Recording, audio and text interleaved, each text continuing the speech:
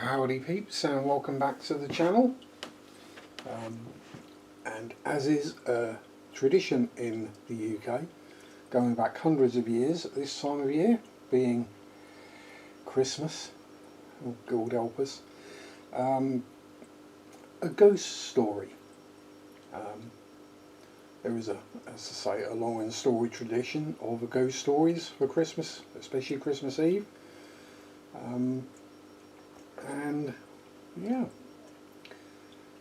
I think you can guess why they went by the wayside.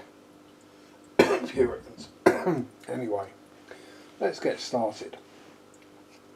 The Stranger in the Mist by A.N.L. Mundy. Giles Hampton was spending a short holiday in Wales. A friend of his had recently sold his business in Liverpool and moved to Wales.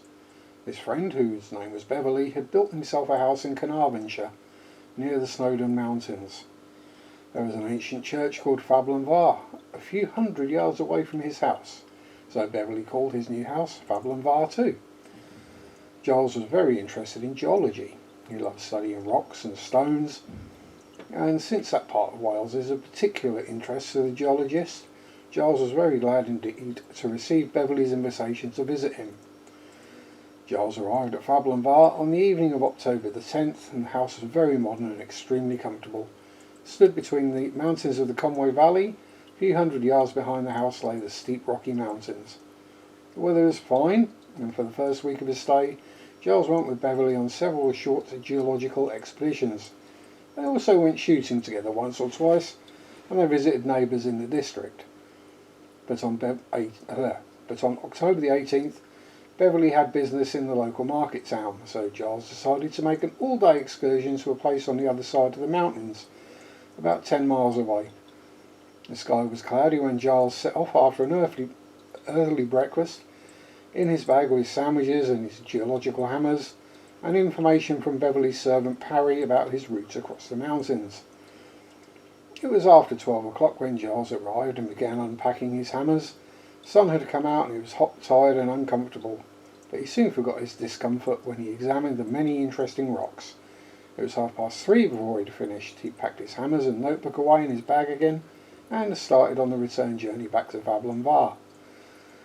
By this time the sky was cloudy again. As he walked along, light rain began to fall. Then as he climbed higher, a thick, damp mist came down and covered everything.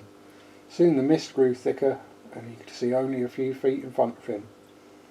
On his earlier journey across the mountains, Giles had looked out for landmarks, a waterfall, an old tree, a small lake. He thought these would help him to find his way back to Fablanvar, but in the mist everything looked strange and different. Soon he crossed a stream which he did not recognise. Then he knew he had taken the wrong path. For nearly half a mile he went back the way he came, only to become more lost and confused than before. This is no good, he thought. He sat down for a few moments to consider his position. The thought of a cold, uncomfortable night alone on the hillside did not particularly worry him, but he knew that Beverley would be very anxious. Giles did not want to worry his friend. He'll come out to search for me, thought Giles, and bring his neighbours too. I can't let him organise a search party. I really can't. Suddenly he heard the sound of footsteps on the hillside above him. He shouted, and a voice answered him in Welsh. From out of the mist came an old man with a huge dog by his side.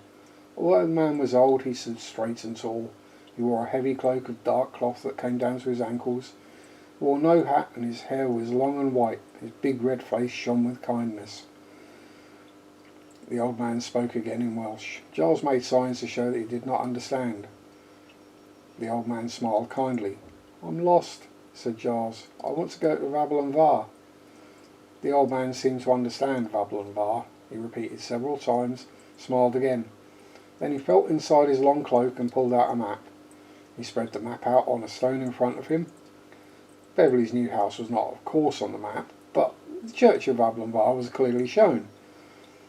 With his thin old hand, the stranger pointed to a place on the map. He spoke again in Welsh and then pointed again. "He's telling me that we're here," said Giles to himself. Then the old man pointed out the path that Giles must take to reach Fablanvar. He did this 3 times to make sure that Giles understood, and he pushed the map into Giles's hands. Giles tried to refuse the gift, but the old man only laughed and smiled.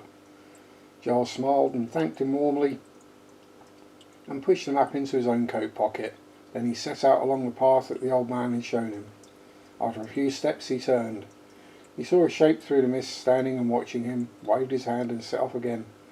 The next time he turned around, the old man had disappeared. Giles walked fast. The mist had become thicker than before, but the path was a good one. From time to time he checked his route on the map. Soon the path left him down a very steep hillside. In the mist, Giles could only see a few feet ahead, so he moved very carefully. Suddenly, his foot turned on a sharp stone and he almost fell. That stone probably saved his life. It flew up from under his feet and rolled down the steep path. He heard it rolling faster and faster. Then the noise stopped. A few seconds later, Giles heard a crash as the stone hit the ground hundreds of feet below. The path had led him to the edge of a cliff. Giles picked up another stone and dropped it. Again he heard the distant crash and it fell over the cliff. He looked at the map again. There wasn't a cliff on the route the old man had shown him. For the first time, Giles became seriously worried. He sat down miserably on a large rock, took out his pipe and found a match to light it. Well, he thought, I'll just have to sit and wait for the mist to clear. Perhaps it was an hour later when he heard the voice shouting on the hillside below. Giles shouted back as loudly as he could. Slowly the shouts got nearer and he recognised the voice of Beverly's servant, Parry, who had been obviously become anxious about Giles' safety and had set out to search for him. Beverly himself had not returned yet from town, and Giles was extremely grateful for this. He hated to trouble his friend. Parry led Giles back safely to the house. Giles walked slowly and quietly, thankful to be rescued. But for some reason he was unwilling to tell Parry about the stranger in the mist. He explained that he'd taken the wrong path. In less than an hour he was changing his wet clothes. At dinner too he kept quiet about it, simply telling Beverly that he'd lost his way in the mist. I suppose I took the wrong path, he said, and I found myself at the edge of a cliff. You had a very lucky escape, said Beverly. There have been some nasty accidents in these hills. A man was killed about 4 years ago. I believe he was found at the bottom of the same cliff. That was before I came here, of course. He turned to his servant. I'm sure you remember the accident, Parry, he said. Am I right? Was it the same place? It certainly was, sir, said the servant. It was a gentleman from London. They buried him in the churchyard here. I was working for Captain Trevor at the time. He let us all go to the burial. Mr. Roberts buried him and prayed over the grave. It was all in the local newspaper. I kept the newspaper. It was the Carnarvon and District News. I'll fetch it if you like, sir. That's a good idea, Parry, said his master. In a few minutes Parry returned with an old newspaper. Beverly read the report aloud. Early on Wednesday morning, the body of a young man was found at the bottom of the cliff at Adwy. A doctor examined the body and found that the man had been dead for several hours. The unfortunate man was Mr. John Stevenson, a young lawyer from London. Mr. Stevenson had been on holiday in Wales and he had been exploring our beautiful mountains and valleys. When he did not return to his hotel in the evening, Captain Trevor, a local man, bravely organised a search party. Unfortunately, the thick mist made their work more difficult. It appears that the dead man took the wrong path in the mist and fell over the cliff, hitting the sharp rocks below. In the dead man's pocket was a copy of a very old, out-of-date map. It showed a long disused path over the hill. Of course, as everyone in the district knows, that path was destroyed many years ago by the Great Landslide. This was a terrible disaster which carried away a large part of the hillside. The sad death of Mr. Stevenson should be a warning to everyone. Never depend on an out-of-date map. A modern, accurate map of the district is available from the offices of this newspaper. Price 9p. Just got to have a quick drink. That's better. When Giles heard about the out-of-date map in the dead man's pocket, he was very excited. He told Beverly the whole story of the stranger in the mist. Beverly was very interested.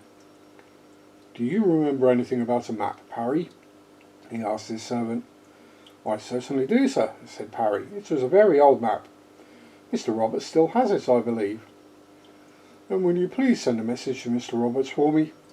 said Beverly. "Give him my best wishes and ask him to come and have coffee with us. And ask him to bring the old map with him, please." Parry hurried away to carry out his master's orders. "I have the old map that the man gave me today," he said. "It's still in my coat pocket. I'll go and get it." He fetched the map and spread it out on the table. The two men studied it carefully. In the mist, Giles had not noticed anything strange about the map. But in the brightly lit dining room, the map looked very unusual indeed. It was on thick paper that looked yellow with age. The writing was long, with long S's that looked like F's. "Look at that," said Beverly, pointing at the writing at the bottom of the map. "Madog ap Rhys, 1707. Just then Mr. Roberts arrived. He listened carefully to Giles's story. Then he took a map out of his pocket. It was exactly like the map that lay on the table. "I've always wondered how the dead man got that map," he said. "It's very unusual. There's only one other copy, and that's in the museum in Carnarvon." "And who was Madog ap Rhys?" asked Giles. "He was a rather strange, lonely old man," said Mr. Roberts. "He lived alone on the hillside and spent most of his time praying. He died in 1720. Of course, that was before the landslide destroyed the path to Adwyerion. Whenever there was a mist, Madog ap Rhys walked among the hills in his long dark coat with his dog beside him. He drew this map. He always carried a copy about with him to give to travellers who had lost their way. Some local believe that some local people say that his spirit still walks among the hills, searching for lost travellers. But that's only a story. I don't take it very seriously." "How sad," said Giles, after Mr. Roberts had drunk his coffee and left. "Madog ap Rhys was a good, kind man. He only wanted to help. But he led poor Stevenson to his death, and he almost killed me." And there we go. The Stranger in the Mist by A.N.L. Mundy. So, hopefully not too scary, as apparently that's not the point of all ghost stories.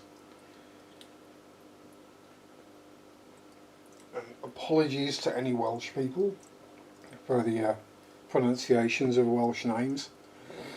I'm pretty sure I got them fairly close. I know I got Carnarvon right, so there we go.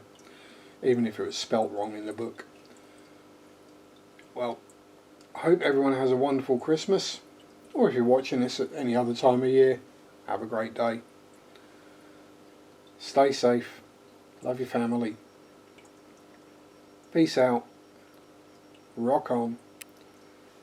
Bye bye.